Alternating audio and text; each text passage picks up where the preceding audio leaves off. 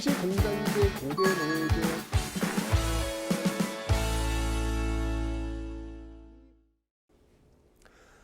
네, 안녕하세요 여러분들. 역사는 차차차. 여러분들 마지막입니다. 와, 여기까지 드디어 여러분들 왔습니다. 아, 대단합니다. 여러분들 꼭 합격하시고요. 네, 완강했으니까 못할 게 없습니다. 그죠? 제가 금요일마다 여러분들 그 시험 한 달 전에 매주 금요일마다 라이브 방송 최태성 1TV에서 여러분들 코칭하고 있습니다. 아마 요거 지금 숙제로 내줬을 거예요. 아마 D-20일 때 요거 완강 딱 하고 이제 기출로 들어가자 라는 숙제를 아마 드렸을 겁니다. 네, 계속해서 여러분들 금요일 날 저와 함께 만나보시면 되겠습니다. 요거 끝나면 이제 기출 500제 시대별 기출, 이 기출을 통해 가지고 문제 적응력만 올리시면 여러분들은 합격을 안 하실 수가 없어요. 네, 이미 선배들이 다 검증된 내용들이니까 대단하시고요. 오늘은 진짜 여러분들을 위해서 한번 스스로 맛있는 거 좀 쏘십시오. 내 옆에 있으면 내가 진짜 뭐 맛있는 거라도 내가 대접 받아야 되겠구나. 내가 가르쳤으니까. 그죠? 여러분 스스로 오늘 저 배달 시켜가지고 아주 매운 떡볶이, 매워야 돼. 아주 이렇게 땀 뻘뻘 흘리면서, 왜냐면 기억을 해야 되니까. 내가 그 한능검 완강을 했더니 내가 정말 매운 떡볶이 죽는 줄 알았다 야. 뭐 그런 느낌을 가져야 되니까 한번 오늘 하루는 여러분들에게 한번 멋지게 한번 쏘시기 바랍니다. 한국사 능력검정시험 이 개념을 공부하면서 단지 역사 사실을 배우는 것뿐만 아니라 어떻게 살 것인가, 역사를 어떻게 바라볼 것인가, 그런 관점들을 좀 건강한 시선들을 좀 가지셨기를 바랍니다. 사실은 그게 제가 더 바라는 바입니다. 어쨌건 여러분들 완강하시고요. 합격하신 다음에 역사의 쓸모 또는 일생일문 합격하면 그 책 앞에다가 딱 합격 증서 국편위에서 나온 거 붙여놓으시고 기다리십시오. 제가 사인하러 갑니다. 제가 전국 강연 가니까요. 그때도 기분 좋게 여러분들 우리 별님들 만나도록 하겠습니다. 자, 마지막 강의 시작합니다.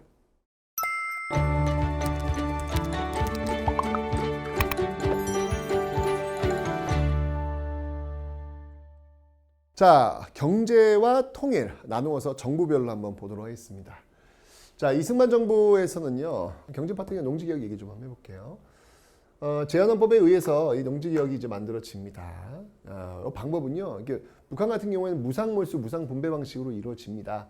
근데 우리는 자본주의 국가에서 그건 불가능하죠. 사실은요, 사유재산이라는 게 있으니까. 그죠? 그래서 유상매입, 유상분배 방식으로 이루어집니다. 자, 유상매입이라고 하는 얘기는 돈을 주고 땅을 샀다는 이야기죠. 3정보 이상. 3정보 이상은요, 유상매입에 의해서, 그러니까 3정보 이상은 가질 수가 없는 거예요. 네. 토지를 마음껏 가질 수가 없고, 3정보 이상은 무조건 국가에 돈을 받고 팔아야 되는 어떤 그런 거죠. 근데 이때 이제 사실 이제 이승만 정부가 돈이 없잖아요. 그죠? 그러니까 나중에 돈 줄게 라고 해서 돈 대신 지가 증권을 줍니다. 땅값이 지금 이거 100만 원인데 100만 원 증서 준 거예요. 그 다음에 이제 나눠줘야죠. 이제 땅을 거둬들였으니까 나눠줘야죠. 방법은 역시 돈을 받고 팝니다. 1년 생산량의 150%. 예를 들면 뭐 그 땅값이 얼마냐. 그 땅에서 쌀 100가마가 나온다. 그러면 그 땅값은 150가마 값을 받고 이제 주는 거예요. 그걸 5년 분할, 5년 동안 나누어서 갚도록 하는 이런 모습으로 유상매입, 유상분배했는데요. 나름대로 성공했습니다. 네, 이승만 정부의 어떻게 보면은 치적 중에 하나라 볼 수 있겠죠. 식민지 지주제를 청산하는 그런 어떤 계기. 그러니까 이거 뭐냐면 일제 식민지 당시 그 지주제 한 사람이 엄청난 많은 땅을 갖고 있었잖아요. 그런 것들을 좀 청산할 수 있는 어떤 그런 계기가 되었다라는 것을 기억해 놓으시면 되겠습니다. 그다음에 이제 일본인들이 남기고 간 재산들이 있을 거 아니에요, 그죠? 이런 또 귀속 재산들을 처리하는 그런 모습들 이때 이루어지고 있습니다. 그 다음에 이제 워낙 돈이 없으니까 당시 이제 미국의 원조를 받으면서 우리가 계속 이승만 정부는 계속 이어져 나갑니다. 특히 이제 미국의 잉여 농산물, 뭐 면화라든지 설탕, 밀가루. 근데 여러분들 면화, 설탕, 밀가루 공통점이 뭘까요? 모두 색깔이 하얗다.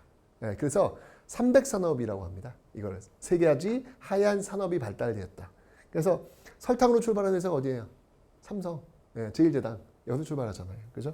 이게 다 이런 어떤 그 배경들 속에서 나오고 있다라는 거 봐주시면 되겠습니다. 그러니까 지금 어떤 우리 그 대기업들의 어떤 출발들이 다 이런 곳에서 지금 이루어지고 있습니다. 특히 이제 이승만 정부의 그 하나 아래쪽에 좀 적어 넣으세요. 사회 쪽에서 특히 이승만 정부 같은 경우는 제일 심각한 게 뭐냐면 문맹이에요, 문맹. 이 문맹 퇴치 5개년 계획, 문맹 퇴치 이런 것들을 위해서 굉장히 노력하는 그런 모습들도 있었다. 그렇죠? 문맹 퇴치. 그리고 이때 이제 초등교육 의무화. 이게 이때 이루어지죠. 사실 이게 여러분들 이게 쉬운 게 아닙니다. 이게 돈이 없기 때문에 초등학생들을 의무 교육을 시킨다라고 하는 거는 이거는 쉽지 않은 일이었죠.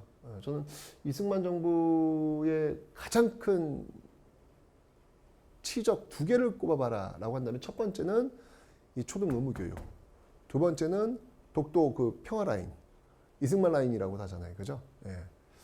특히 이 초등 의무 교육은 왜냐하면 여기서 이 초등 의무 교육을 받았기 때문에 60년대 이들이 산업 역군이 되면서 우리 한강의 기적을 이룰 수 있는 그런 주인공이 되는 거거든요. 글을 읽지 못하고 셈을 하지 못하면 쉽지 않습니다. 참 이게 이승만 정부의 가장 큰 치석 중에 하나는 저는 이 초등 의무 교육이 아닐까 이런 생각이 드네요. 이런 어떤 모습들이 지금 이승만 정부 때 있었다는 것을 기억해 놓으시면 되겠습니다.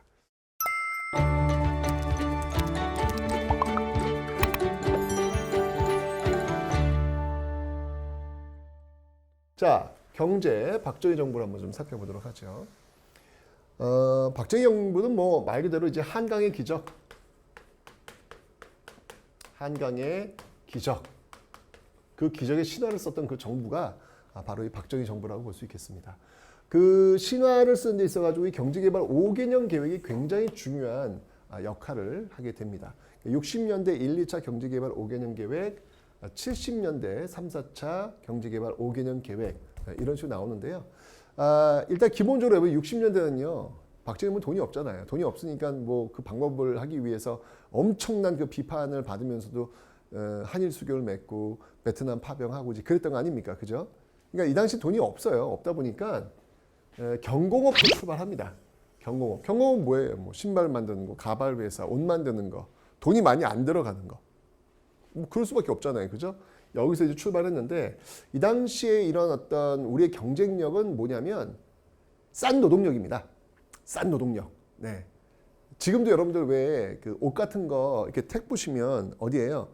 뭐 메디 인 뭐 베트남, 뭐 메디 인 차이나 뭐 이런 거잖아요. 왜? 임금이 싼 거야, 거기가. 그러니까 생산 단가를 낮출 수가 있는 것이죠. 가격 경쟁력을 확보한다는 얘기예요. 우리가 옛날에 그랬다는 얘기예요. 근데 우리는 이때 이랬다는 얘기예요. 이런 식으로 우리가 이제 출발을 한 거죠. 그래서 저임금입니다.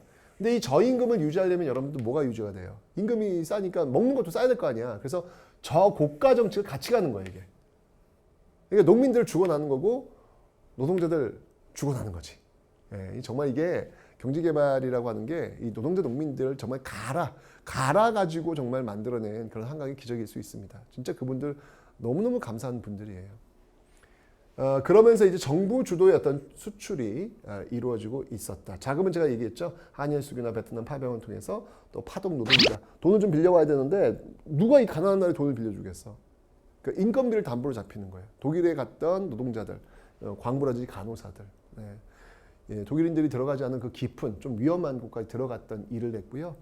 시신 닦는 일부터 시작했던 아주 험한 일부터 시작했던 이 당시에 그 아버지와 어머니들의 이야기들이 있습니다, 여러분들. 진짜 이 허리띠 졸라매고 살았던 이분들이 있었기 때문에 지금의 우리가 있는 것이다라는 걸 정말 잊지 않아야 될 것 같아요. 이런 모습들이 있었고요. 그 다음에 이제 70년도가 이제 그 분기점이 됩니다. 넘어간 경계선이 되는데 이때 이제 이런 어떤 그 자금들을 가지고 경부 고속국도가 놓여집니다. 이게 물류가 도는 거예요, 여러분들. 물류가 도는 건 굉장히 중요한 거거든요. 그리고 이제 잘 살아보세, 잘 살아보세 새마을운동 시작되었고요. 그리고 이제 이 저임금 60년대 이 저임금이 굉장히 노동자들이 힘들게 했구나라는 걸 보여주는 단적인 사건이 70년대 이 전태일 분신 사건에서 벌어지죠. 전태일 분신 사건. 근로기준법 준수하라라고 하면서 싸웠던 그 모습들. 그리고 이제 이 당시에 이제 있었던 게 뭐냐면 이 저임금 저고가, 특히 저고가 때문에 모두 다 이 도시로 올라와요. 그런 과정 속에 도시가 몇 미어 터지는 거야. 미어 터지는 과정 속에서 벌어진 사건이 하나 있다.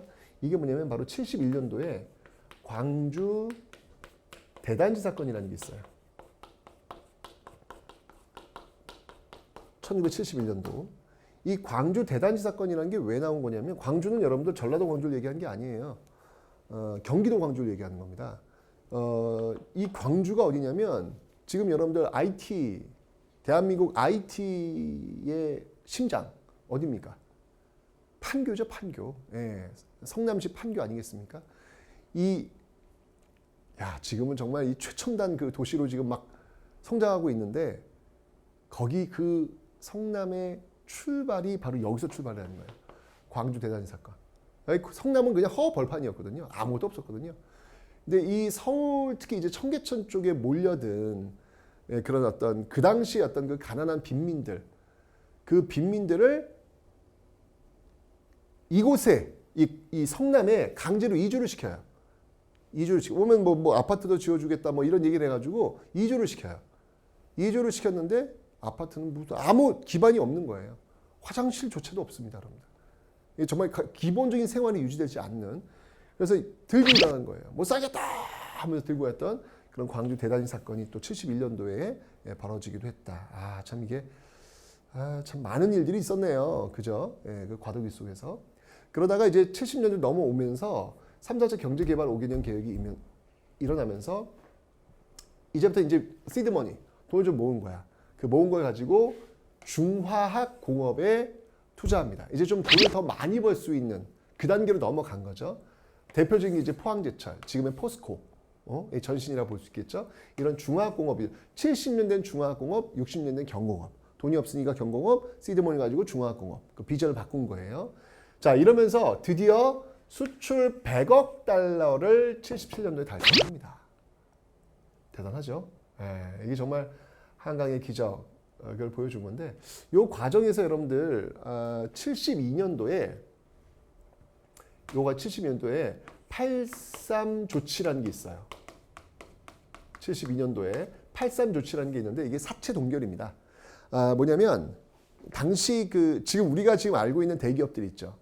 이 대기업들이 빚에 허덕이고 있었어요. 특히 사채. 사채는 여러분들 이자가 엄청 세거든. 그러니까 아무리 돈을 벌어봐야 그냥 빚 갚는 데만 쓰니까 투자를 못 하는 거야. 그래서 정부에서 사채 빚을 무효화시켜 버렸어요. 이게 8월 달이에요.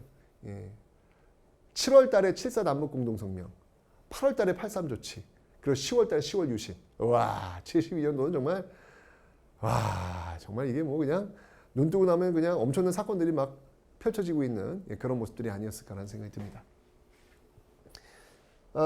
어쨌든 그런 과정 속에서 77년도에 수출 100억 달러를 달성을 하고 있더라. 근데 70년대 쉽지는 않아요. 세계적으로도 오일 쇼크가 있어가지고 73년, 78년 되게 있었거든요. 쉽게 얘기하면 우리나라는 수출하는 나라예요. 기름값이 싸야 돼. 근데 이 오일 쇼크는 뭐냐면 중동 국가들이 뭐 전쟁한다 그래가지고 그러니까 오일 가격, 기름값이 엄청 올라간 거예요. 그럼 우리는 완전 타격이지. 그지? 근데 그때도 특히 73년도 1차 오일 쇼크 때는요. 대단해, 우리나라 사람들. 그것 중동으로 날아갑니다. 그러면서 정말 인정을 받게 되면서 오히려 오일 달러라고 하죠. 오히려 중동에서 돈을 벌어와. 이런 어떤 모습들이 이 당시에 있었다. 정말 좀 비정상적 상황이긴 하지만 기적을 만들어내는 시기가 바로 이 시기가 아닐까. 그래서 이 한강의 기적이라는 말이 나오지 않았을까라는 그런 생각이 듭니다. 여기서 이제 경제 말고 사회면에서 요 60년대 요 사회면에서 여러분들 요거 하나 좀 추가를 좀 시켜 놓을게요. 그게 뭐냐면 교육 분야에서 여러분들이 좀 잊지 말 게 뭐냐면 무즙 파동 사건이라는 게 있습니다. 무즙 파동 사건. 이게 뭐냐면 엿을 만드는데 무즙으로 만들 수 있느냐 없느냐 문제가 나온 거야. 그 중요한 시험에 입시 시험에. 근데 무즙으로 만들 수 없거든요. 없는데 이게 오답인데 학부모들이 이 시험이 나간 다음에 무즙으로 엿을 만들어 왔어. 먹어봐라. 무즙으로 연 만들어진다. 연 먹어봐라. 이게 연 먹으러만 나온 거예요. 연 먹어봐라. 이거 무즙으로 만든 거다. 이게 막 소송까지 가고 난리가 난 겁니다. 그래서 야, 이래야 되냐 이거. 이건 진짜 아닌 거 아니야. 그래가지고 결국 이제 나중에 이제 중학교 입시, 요 입시가 폐지가 됩니다. 초등학교 때부터 이게 또 중학교, 고등학교 이게 있었으니까 중학교 입시가 이게 결국은 폐지가 되는 그런 어떤 모습들이 있었죠. 그리고 그 68년도가 여러분들 왜 그 김신조 넘어오고 푸에블로 사건 있고 울진 삼척 무장 공비 투쟁 막 밀고 내려오고 막 그랬잖아요. 68년도 가장 한반도의 가장 그 불안한 시기였다고. 그때 이제 뭐 향토 예비군도 이제 이때 만들어지고요. 향토 예비군도 이때 만들어지고요. 그리고 국민교육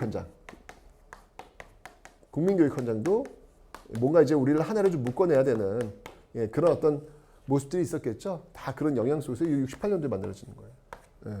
다 이런 어떤 배경들 속에서 나오고 있다라는 것도 하나 추가로 하나 60년대 그 라인에다가 하나 집어넣으시면 되겠습니다. 됐죠? 자, 박정희 정부 봤고요. 다음 이제 경제 파트 전두환 정부 한번 살펴보도록 하겠습니다.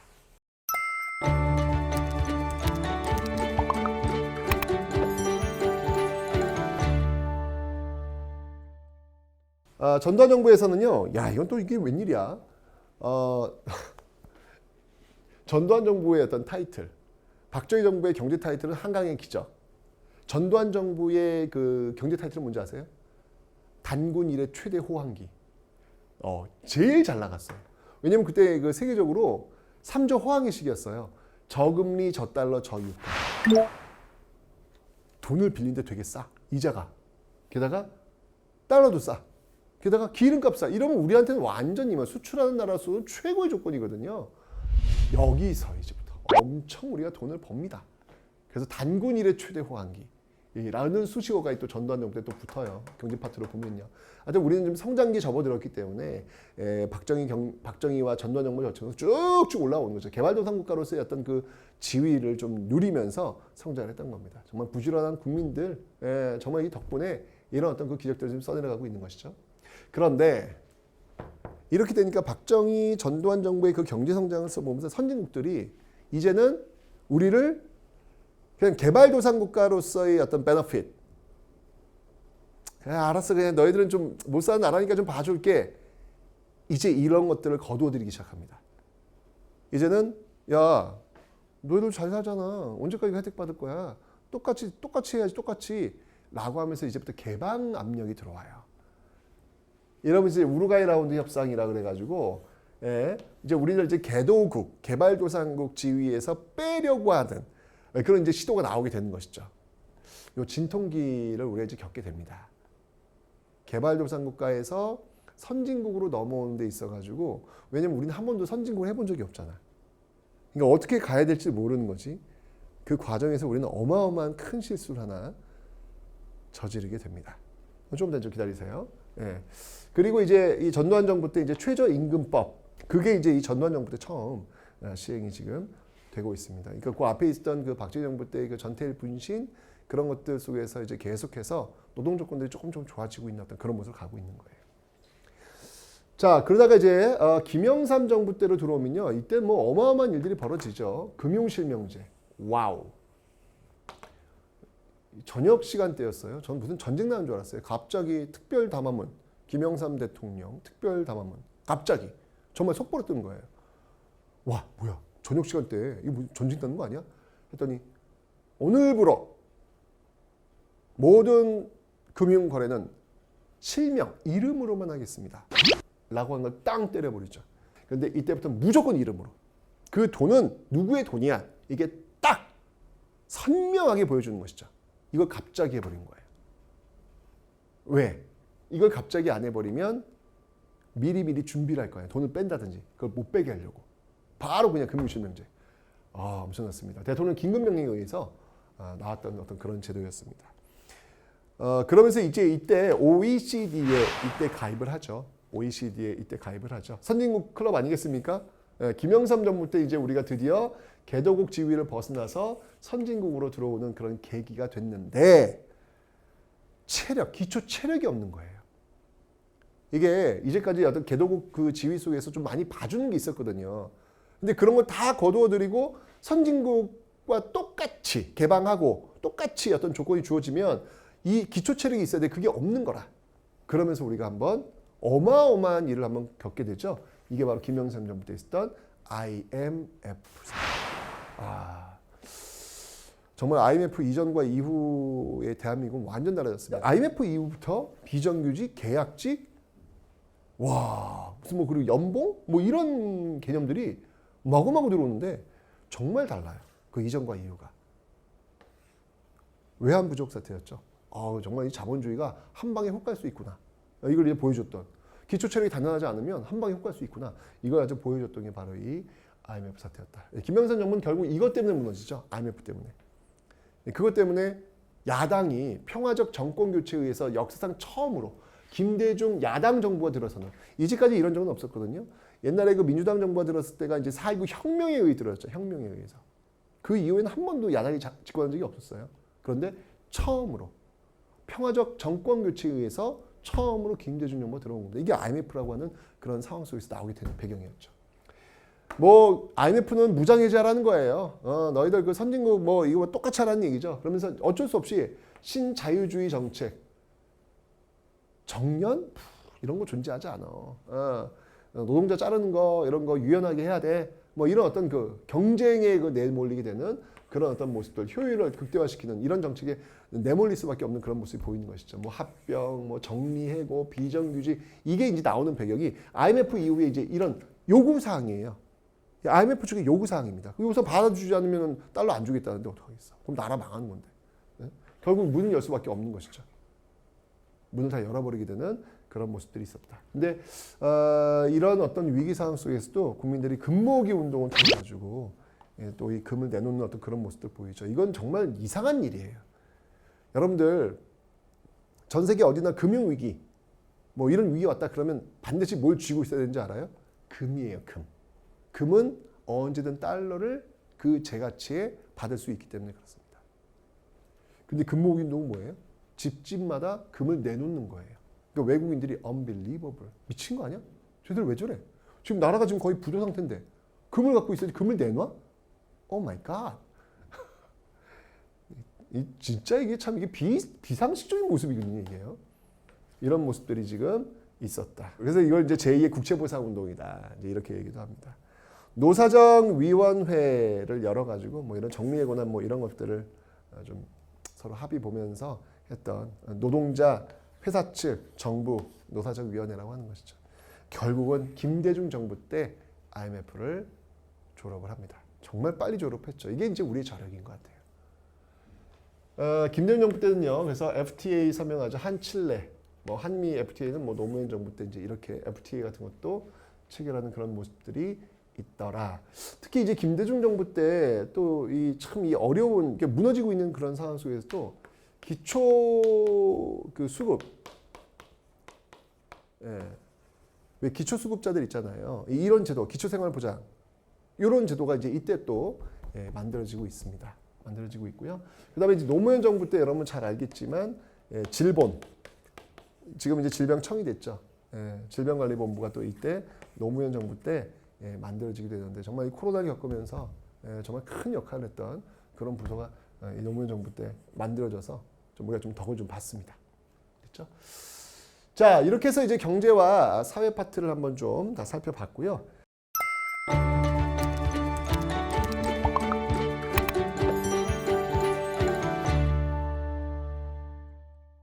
자, 이 7.4 남북 공동성명, 사실 이제 이때 냉전 체제가 좀 이제 그 완화되는 어떤 그런 분위기가 있었거든요. 그런 분위기 속에서 우리만 따라갈 수는 없잖아요. 우리만 남북 대립이 될 수는 없잖아요. 그때 뭐 왜 여러분 포레스트 검프 영화를 보시면은 거기 나왔던 그 주인공이 그 중국에 가서 이 똑딱 탁구하는 모습이 나올 겁니다. 이거 핑퐁 외교라고 하는데 중국과 미국이 굉장히 우호적인 어떤 그런 모습을 가고 있다는 얘기예요. 사회주의, 자본주의가 뭐야 이게 이런 어떤 세계적 분위기 속에서 냉전이 완화되고 있는 속에서 우리 역시 계속해서 묻지르자 김일성 이렇게 할 수 있는 상황은 아니었다는 얘기죠. 뭔가 지금 돌파가 필요했다는 거예요. 그 돌파가 바로 이 7.4 남북 공동성명이다라는 겁니다. 남북 적시자회담을 통해 가지고 이제 그 물꼬를 트기 시작하다가 드디어 이제 이후락이 김일성을 평양에서 만나죠. 중앙정보부장 이후락이. 예. 제가 앞에 설명드렸죠. 청산가리 두 알 갖고 왔다고. 여차하면 먹고 죽으려고. 그죠? 여기서 이제 합의를 봅니다. 이게 바로 통일 3대 원칙이라는 거예요.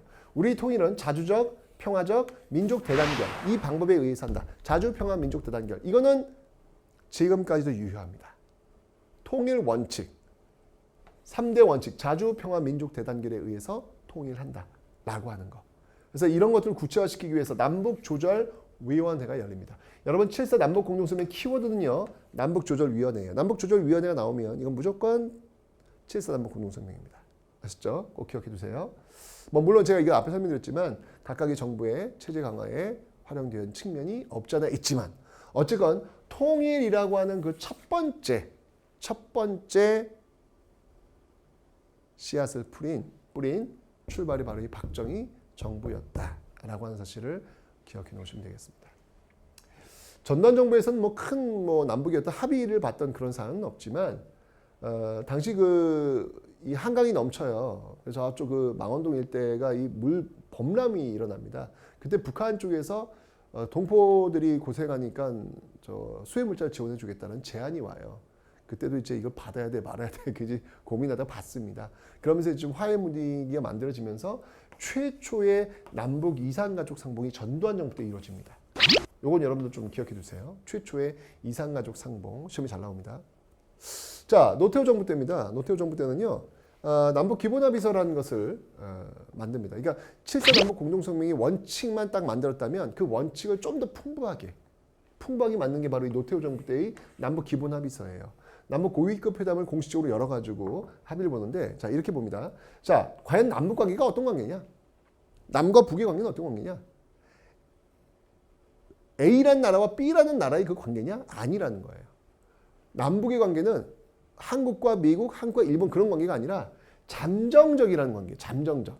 잠깐 과도기라는 얘기지. 잠정적 특수관계라는 겁니다. 그러니까 한국과 일본 간의 어떤 A와 B의 전혀 다른 나라가 아니라는 것이죠.